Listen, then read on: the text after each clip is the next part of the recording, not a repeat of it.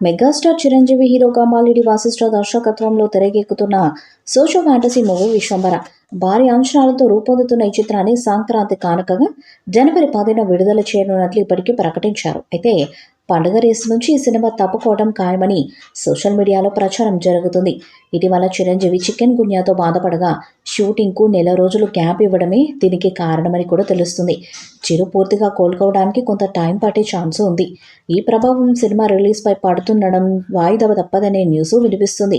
UV creations బ్యానర్పై విక్రమ్, వంశీ, ప్రమోద్ భారీ బడ్జెట్తో ఈ చిత్రాన్ని నిర్మిస్తున్నారు. త్రిష హీరోయిన్గా నటిస్తుండగా ఎంఎం కీరవాణి సంగీతాన్ని అందిస్తున్నారు. ఈ చిత్రం సోషో ఫ్యాంటసీ కథాంశంతో వస్తుంది.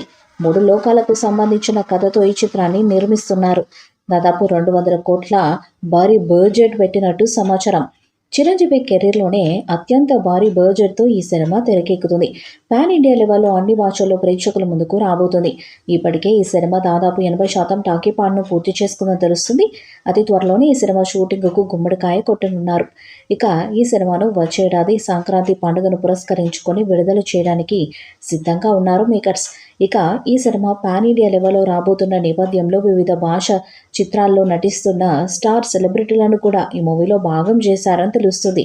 ఇక ఈ చిత్రం నుండి టీజర్ని దసరా పండుగ సందర్భంగా విడుదల చేసేందుకు సన్నాహాలు చేస్తున్నారు. ఇక ఈ మూవీలోని ఒక ఐటమ్ సాంగ్ని సెప్టెంబర్ నెలాఖరుకి చిత్రీకరించాలని చిత్ర యూనిట్ భావించింది.